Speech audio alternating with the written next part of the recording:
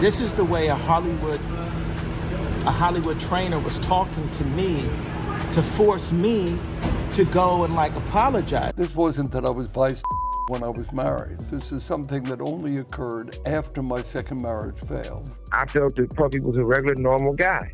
And then when he started hanging with the guys in the industry, they did things to him. And then allegedly, he did things to Usher.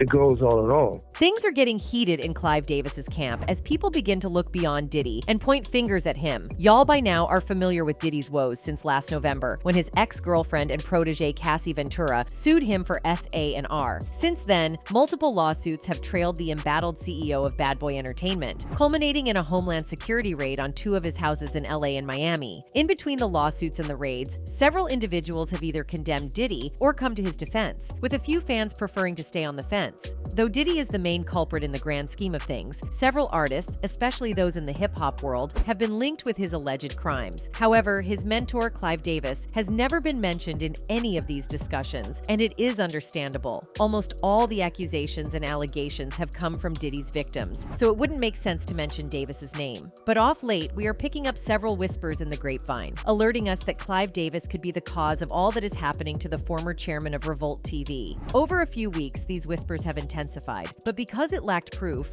it has received little attention. Well, all that is about to change now, as Kanye West has allegedly waded into the fray with evidence showing that Clive Davis is complicit in Diddy's woes, setting the internet on fire. The evidence is a purported video of Clive Davis with Diddy. Now, we've not seen the tape, but from what fans describe, it contains enough evidence to nail both Diddy and Clive for life. So, what exactly is on this purported tape with Diddy? And how does Clive Davis really connect to all that is happening to Diddy right now? I've got all the 411 right here, so grab the best seats in the house. This movie will be thrilling. This is all mind control.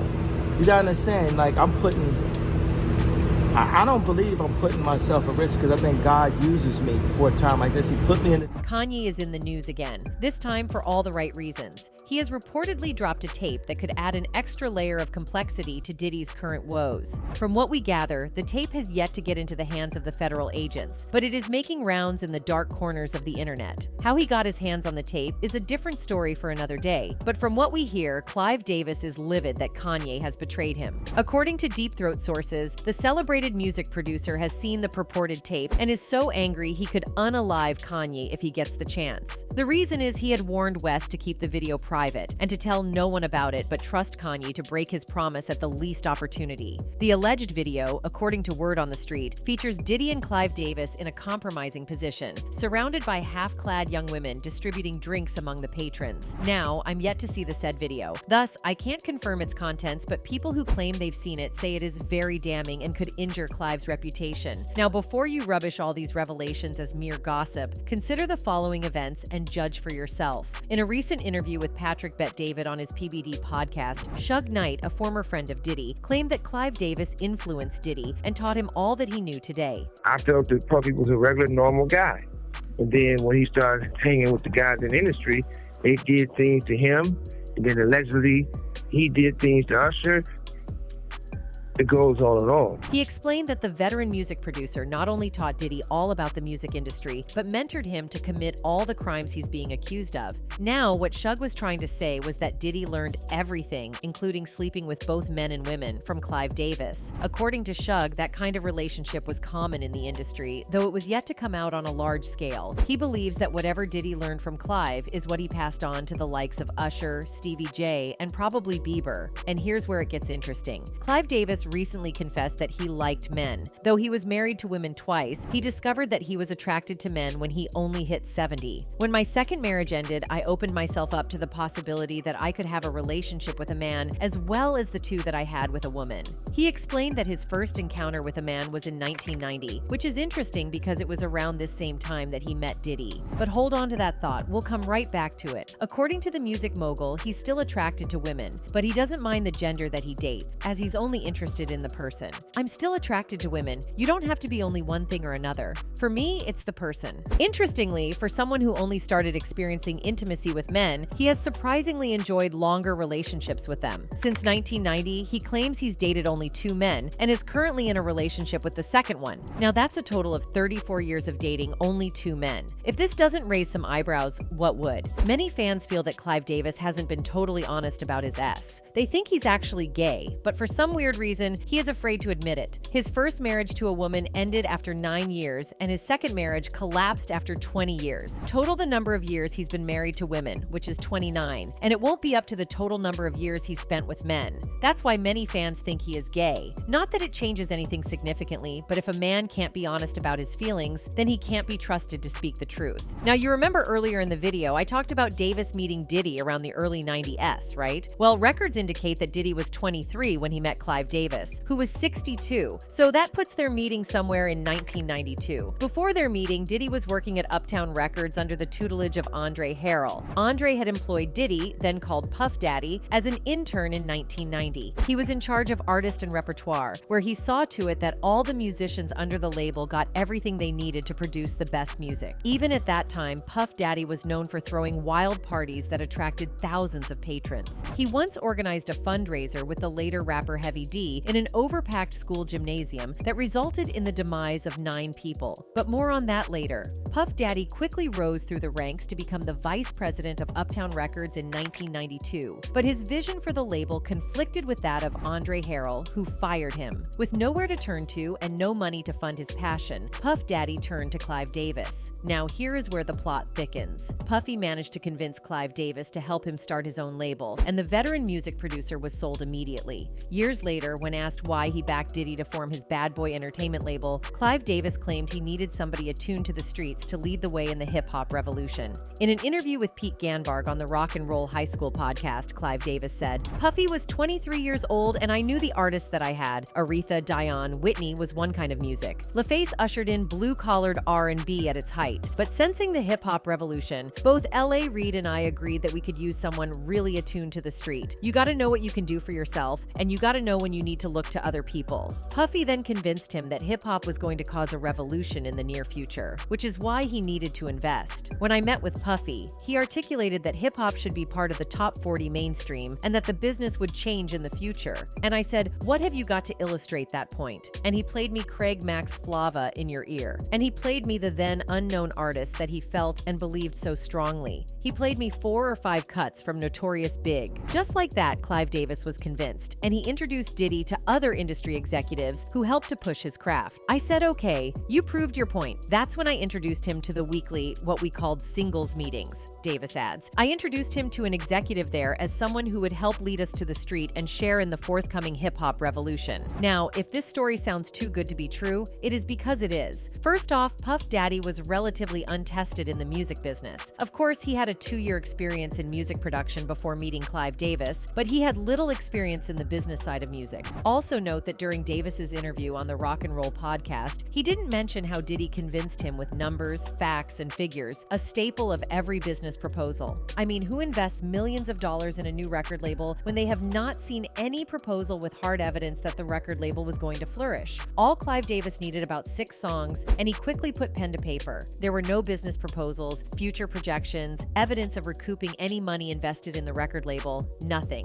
6 rap songs were enough to convince an experienced music producer like Clive Davis to part with millions of dollars. My grandmother once told me that if something is too good to be true, it is, which is why fans are not buying Clive Davis' narration of events. Fans think that Shug's version of what really went down between Clive Davis and Puff Daddy made more sense. Though he didn't directly say it, probably due to legal issues, he insinuated that Davis and Puffy may have had an intimate relationship, which facilitated the signing of the contract. And given Clive's story that he started dating men in 1990, everything is clear now. Fans concluded that during Clive's so-called transitioning from straight to BI, he met Diddy, a fresh 23-year-old greenhorn in the industry who had a lot of ambition ambition but no money. He also loved to party, but had just been fired from his job at Uptown Records and was in dire need of cash to fund his lifestyle and ambition. This made him the perfect victim of exploitation, and Clive Davis probably took full advantage. He probably slept with Diddy and even introduced him to his circle of friends, the so-called music executives, to take a bit of the pie. Since Diddy loved to party and also loved the high life, he easily got enchanted, and before he knew it, he had become initiated. Clive Davis introduced Puffy to wild parties, and many fans believe that it was at one of these parties that they took the controversial video, the one Kanye had reportedly leaked to the public. Now, talking of Kanye, the grapevine is wondering about his motive for leaking the video when Clive Davis had allegedly warned him not to. Well, if you've been following Kanye, who now goes by the name Ye, you'll realize he's now on an expose spree, telling anyone who'll listen of the evil that goes on in the music industry. He wants the whole world to know how the music industry elites take up new talents and turn them into another evil version of themselves. He's granted unscheduled interviews where he goes off tangent, speaking about how the elites mistreat and sacrifice talents that are destined for the top. His revelations, however, have been met with staunch opposition, with many fans, critics, and industry players writing him off as a mentally deranged person. Thus, to prove his point, the Can't Tell Me Nothing crooner leaked the video, according to the grapevine.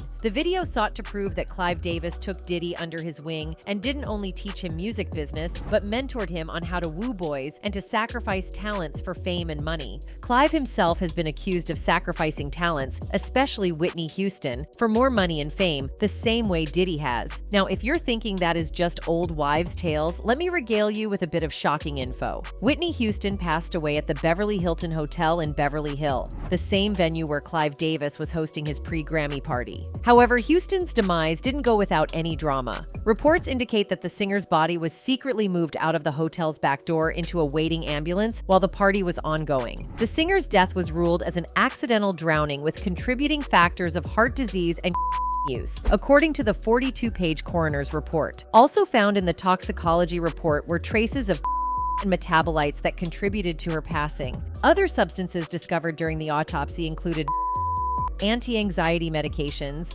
allergy medications, and muscle relaxers, but they did not contribute to her death. There was water found in her lungs that indicated to us that she was alive when she was submerged underwater, Los Angeles County Chief Coroner Craig Harvey told People. According to our tests, the level of was not necessarily a lethal level of, but her death was complicated by chronic use and heart disease. Note this, the chief coroner wasn't sure of the exact cause of Houston's demise, which some fans find suspicious. Speaking to People magazine, he said the demise of Houston was down to two likely scenarios. She could have passed out first due to the intoxication from the or she could have had a heart attack and then drowned. It's probably one of those two scenarios. The reason some fans find this statement suspicious is because coroners are usually precise about the primary cause of a person's demise. Usually, there are contributing factors, but the main factor is never confusing and can be pinpointed with accuracy due to modern technology. So, right from the publication of the coroner's report, people started suspecting foul play. In their minds, someone had unalived their favorite artist, and it appears they were not far from wrong. Here is where it gets darker. A private investigator who dug into the circumstances surrounding Houston's demise had a completely different narrative. The private investigator, former police officer Paul Hubel, who has dug into celebrities' demises over the years, came up with a sensational report that got the internet buzzing for months. According to him, Whitney Houston was eliminated by two men sent from powerful East Coast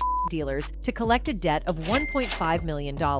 He claimed security footage exists of the men entering the Beverly Hilton Hotel around 2 p.m. and then making it straight to Whitney's room. He explained that the singer's demise wasn't planned, but rather the men were there to scare her into paying up the sum he owed. However, as fate would have it, the scuffle between the men in Houston resulted in her passing. When asked whether she had any evidence that Whitney struggled with the men, Hubel pointed to the coroner's report. For example, the coroner's report indicated that a large skin on the singer's lower back was burnt off by the scalding bath water. He explained that even someone high on wouldn't willingly get into a bathwater whose temperature was hotter than 93 degrees Fahrenheit, the recorded water temperature at the time of her passing. Thus, it was obvious someone pushed her inside. The reports also claim that Houston had a few injuries on her forearms and legs, which the investigator believes are consistent classic defense wounds. He told the Daily Mail UK, there were bruises on her arms and shoulders, a cut on her upper lip, scrapes to her nose and forehead, and lacerations to her scalp. In fact, the singer had so many injuries it looked as though she'd he'd been in a boxing match. Call this an accident if you want, but it doesn't make sense to me. And it didn't make sense to a lot of fans either. They suspected foul play in all of this. It was as if someone unalived the singer and was trying to cover their tracks. To prove their suspicions, fans dug up a video of Houston a few hours before her demise, shouting at the top of her voice, "I'm tired of this S." Some people thought the cry was a sign of desperation from a superstar who realized her precious voice, with its famous 3.5 octave range, was gone forever. However, others like Paul Hubel think that there was something more sinister at play. Though many fans suspect their idol was eliminated, they all don't agree that it was facilitated by an East Coast ring. The only one they believe would benefit from Houston's demise was Clive Davis. They suspected the veteran music producer of sacrificing Whitney Houston for money. Once again, this might sound unbelievable, but wait till you hear these facts. Whitney Houston made a fortune during her active days. She reportedly garnered over $250 million from her music and sold 170 million albums worldwide by the 1990s. However, by 2012, the singer had lost all of that money and was asking for $100 handouts from friends and family. Everything was gone,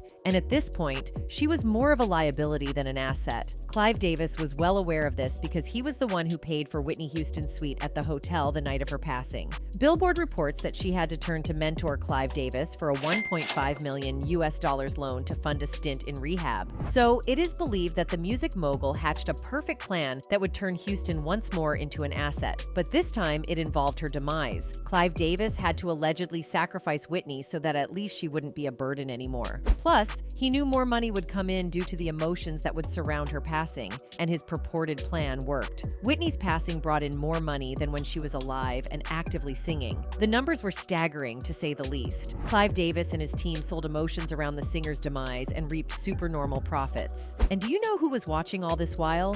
Diddy. Aside from allegedly learning to sleep with young men, he was also learning the ropes of sacrificing someone for money and fortune. According to the Grapevine, Diddy's list of sacrifices far outweighs that of Clive Davis, which is a classic example of a mentee outperforming his mentor. Jaguar Wright recently named all the people Diddy is believed to have eliminated to get to the top, and it is shocking. The list includes Andre Harrell, Heavy D, and Kim Porter, all founding members of Uptown Records. According to her, she found it suspicious that all these people passed away under similar circumstances, which involved heart failure. She also claimed that Al B. Sure almost passed away under similar circumstances, but was lucky to be alive. She insinuated that Diddy had a hand in the passing of all these people, which has helped to fuel his career. But one person's demise who everyone believes laid the foundation for Diddy's empire was Biggie Smalls. Signed to Uptown Records at the time, Diddy ensured the sensation. Hardcore rapper joined him when he left Uptown for Bad Boy Records. Just like Whitney Houston, Biggie Smalls' demise brought in a lot of cash, as Diddy and his crew sold emotions to the public. They drummed up people's emotions by forcing his then-girlfriend, Faith Evans, to record an emotional song that eventually became one of the greatest hip-hop tunes of all time. The song I'll Be Missing You was then included in Diddy's debut album, which helped to catapult Bad Boy Entertainment into worldwide fame.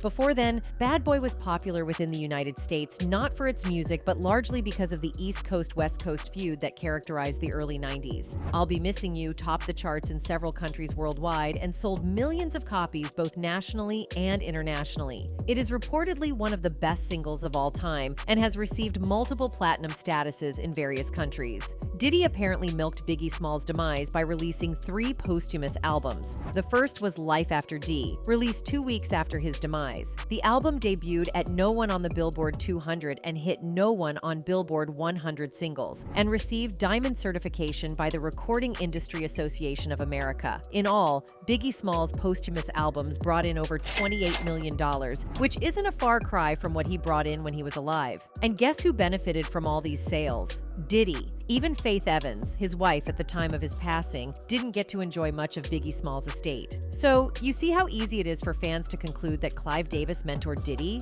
Because there are patterns to that effect. It appears he taught him to sleep with men, organize wild parties, and sacrifice talented artists for fame and, most importantly, money. Many believe that the exploitation hasn't ended, as Diddy appears to be mentoring other celebrities to take after him. Celebrities like Usher, Stevie J, Meek Mill, and Bieber are believed to be the next villains evidence once Diddy and his cohorts leave the scene. Usher spent about 1 year at the so-called Diddy's Flavor Camp as a 13-year-old, and he confessed during an interview with Howard Stern that he saw wild things. Although he didn't specify the things that he saw, the My Way singer explained that the activities were so wild that he wasn't sure whether he could participate. In another video, this time with Kevin Hart as the interviewer, Diddy claimed he used to wake up from the same bed with Usher. As if that wasn't enough, the music mogul said he and Usher used to wrestle in bed over flakes. Many even blame Usher's inability to nail down one woman on his relationship with Diddy. They believe that the two are in a secret amorous relationship, which will be exposed soon. Another artist believed to have been influenced by Diddy is Meek Mill.